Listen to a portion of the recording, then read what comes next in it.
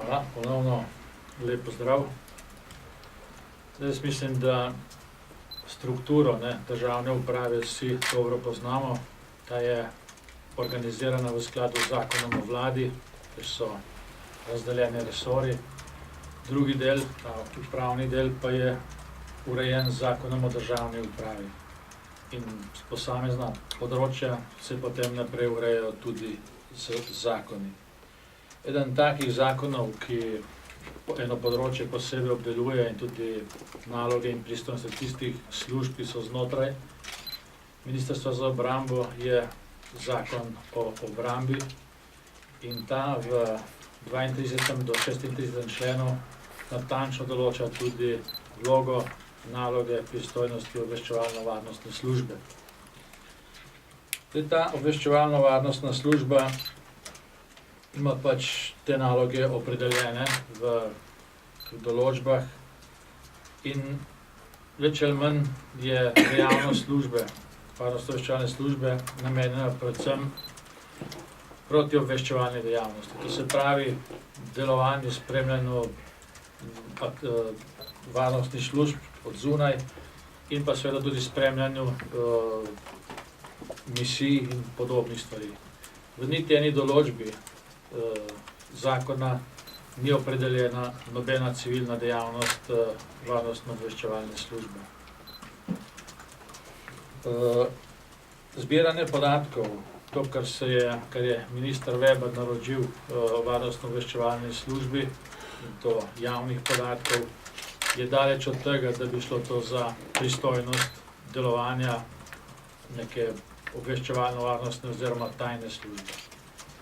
Za analitiko, katero je naročil minister tej službi, ima pač v tej državi tudi nekatere inštitucije, ki se z obravnavo javnih podatkov, pa tudi drugih pooblaščeno ukvarjajo. Imamo statistični urad, imamo recimo UMAR, imamo analitični sektor Banke Slovenije in še kakšno drugo institucijo. Dejstvo je, da je privatizacija, ki bi se morala pač izvesti v že velik del že prej, že v času vlade Alenke Bratušek, če ne bi takrat razveljavili oziroma zavrnili določenih dokumentov, ki jih je pripravila Janševa vlada, je pač področje, ki ne sodi v delovanje Ministrstva za obrambo, niti ne v obveščevalno-varnostno službo Ministrstva za obrambo. Minister Veber je zavestno naročil tej službi, da se je lotila nekaterih analiz, nekaterih zbiranj podatkov in ocen pozitivnih in negativnih učinkov privatizacije Telekoma, povsem mimo določb, ki jih ureja zakon o obrambi in tudi tistega dela, kar ureja delovanje obveščevalno-varnostne službe. To si je minister Veber najbrž lahko privoščil samo zato, ker je osebje, vodstveno osebje v obveščevalno-varnostni službi bilo kadrovano, politično kadrovano, te osebe je sam pripeljal. Problem ministra je predvsem tem, da ne gre samo za njegovo objektivno odgovornost, se pravi, da bi obveščevalno-varnostna služba opravljala nezakonito neke stvari, ki so mimo njega, ampak je subjektivno odgovoren, zato ker je opravljanje teh dejavnosti, za katerih ta služba nima nobenega pooblastila v nobenem aktu, naročil on sam, zavedajoč se najbrž, da krši s tem tudi zakonodajo.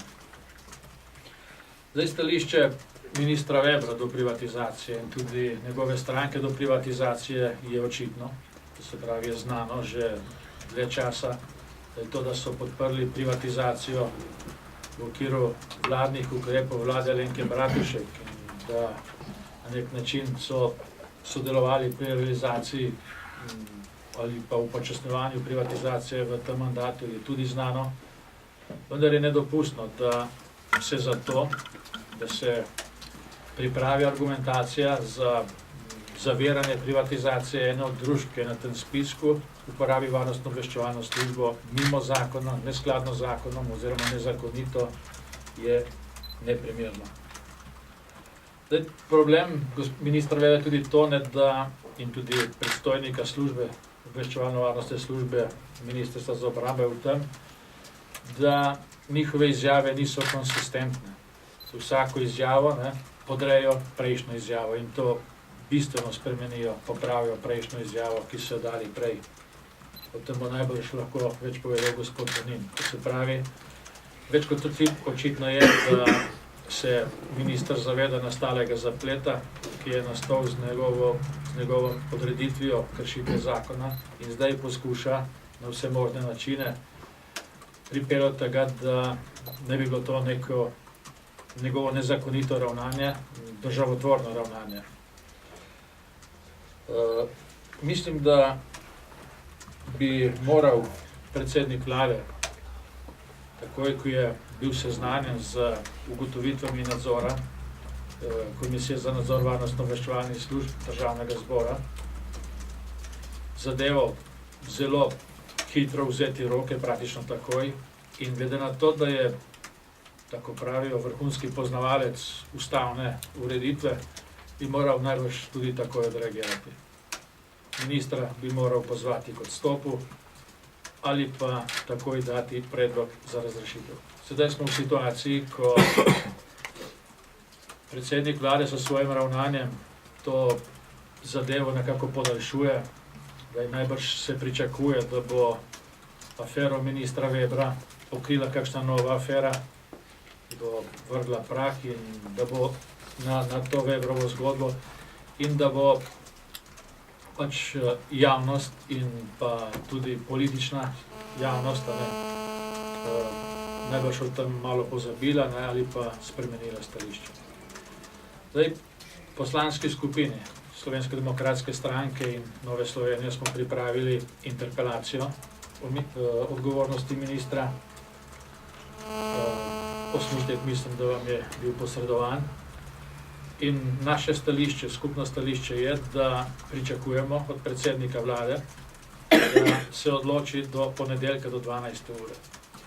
V primeru, da ne bo do ponedeljka, 31.